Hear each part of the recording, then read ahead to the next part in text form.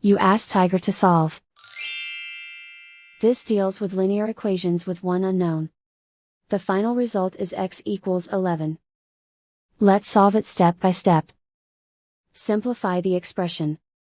Expand the parentheses. Simplify the arithmetic. Group all constants on the right side of the equation. Subtract 14 from both sides. Simplify the arithmetic.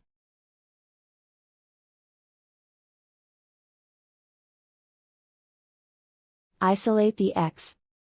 Divide both sides by 2. Simplify the fraction. Find the greatest common factor of the numerator and denominator.